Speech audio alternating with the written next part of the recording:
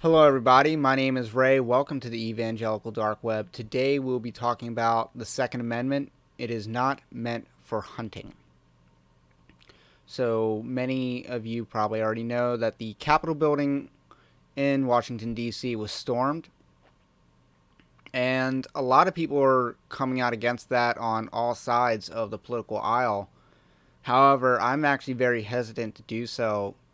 I'm not fully condoning it, but I don't condemn it either. You see, there are a lot of people in conservative media that really just want to be opposition media because there's a lot of money to be made in being the opposition. The evangelical dark web, to some degree, is opposition media to the mainstream evangelical media, like the Gospel Coalition, the ERLC, Nine Marks, Christianity Today. I could go on. So we're kind of like an alternative to that. However, this is not, the evangelical dark web does not exist to just complain about issues. We're not here to complain about the prosperity gospel, to complain about the social justice gospel, which is infiltrating the church at alarming rates. We're actually here to do something about it. I want to drive these people out. That's the comparison with conservative media, is that a lot of people in conservative media, like the Daily Wire, I'm going to name names, exist to be opposition media. They want to complain. They don't actually want to see realized in our society the ideals that they believe in. So I'm not going to condemn the people that do actually believe in the founding principles of the United States of America and are acting on them. I'm going to read the first two paragraphs of the Declaration of Independence. The unanimous declaration of the 13 United States of America. When in the course of human events, it becomes necessary for one people to dissolve the political bands which have connected them with another, and to assume among the powers of the earth the separate and equal station to which the laws of nature and nature's God entitle them.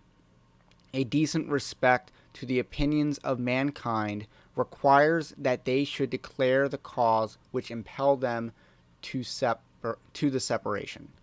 We hold these truths to be self-evident, that all men are created equal, that they are endowed by their Creator with certain unalienable rights, that among these are life, liberty, and the pursuit of happiness, that to secure these rights, governments are instituted among men, deriving their just powers from the consent of the governed, that whenever any form of government becomes destructive of these ends, it is the right of the people to alter or to abolish it and to institute new government, laying its foundation on such principles and organizing its powers in such form as to them shall seem most likely affect their safety and happiness. Prudence, indeed, will dictate that governments long established should not be changed for light and transient causes, and accordingly all experience hath shown that mankind are more disposed to suffer while evils are sufferable than to right themselves by abolishing the forms to which they are accustomed. But when a long train of abuses and usurpations pursuing invariably from the object evinces a design to reduce them under absolute despotism, it is the right, it is their duty to throw off such government and to provide new guards for their future security. It has been the patient sufferance of these colonies and such is now the necessity which constrains them to alter their former systems of government. The history of the present King of Great Britain is a history of repeated injuries and usurpations, all having in direct object the establishment of absolute tyranny over these states. To prove this, let facts be submitted to a candid world. So as you see, the Declaration of Independence, written in 1776, followed the events at Lexington and Concord, which happened in 1775.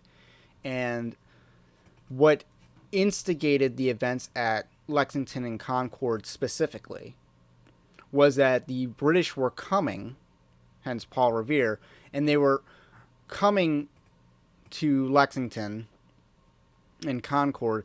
Their mission was to destroy or seize munitions, essentially to take away the ability for the colonists to defend themselves against the British Army. So the colonists had this belief that they could take up arms against their government to safeguard their ability to protect themselves against said government. In 2020, we saw a long train of abuses. We saw lockdowns.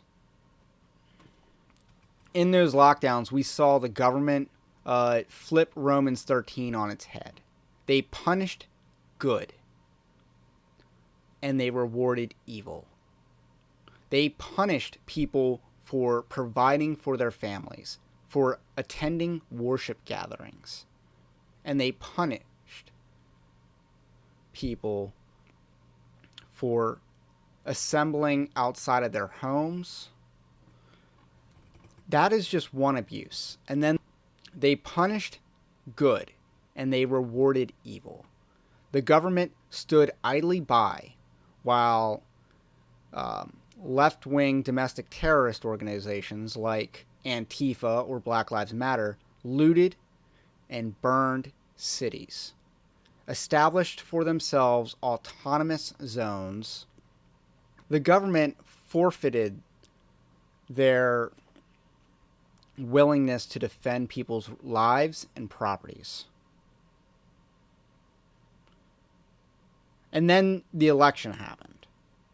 And I do believe that there was a significant amount of voter fraud, that ballots that were, according to the law of the state legislatures, illegal because they were not postmarked, they were not delivered via the postal system, yet were counted. And of course, there is never a good reason to stop counting votes on election night. These people who were in Washington, D.C., have suffered a long train of abuses. Or a well-regulated militia being necessary for the security of a free state, the right of the people to keep and bear arms shall not be infringed. The Second Amendment was not designed for hunting. It was designed for the security of a free state. And what happens when that state no longer becomes free? I think a lot of people just want to complain about it and make money complaining about it.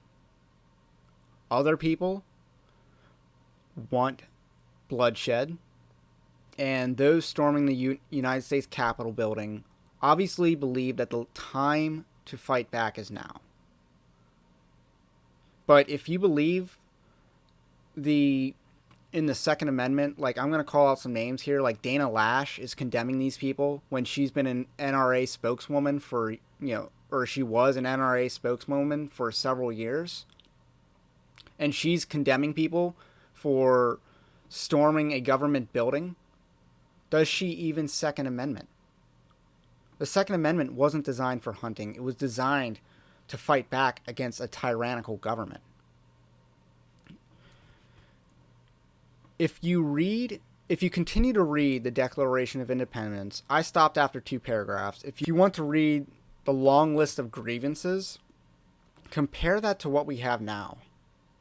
I believe that in present-day United States of America, we pay more in taxes, with representation actually, than they did without representation. Accepted a tyrannical level of taxation. We have accepted tyrannical government overreach. We have accepted government's usurpation of our liberties during events that they deem as emergencies. And there's only so much longer we can expect this to be accepted.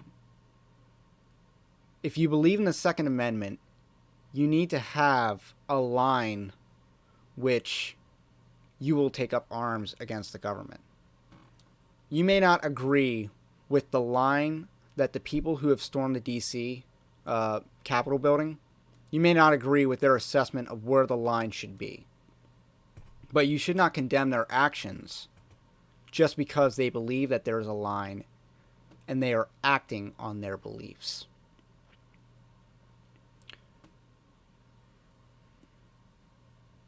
I believe in the Second Amendment. I believe that the United States Constitution is the highest law in this land. I believe that the Second Amendment was written not to protect hunting, but to enable the right of the people to keep and bear arms for the security of a free state. When that security is threatened, the right of the people to keep and bear arms must be exercised.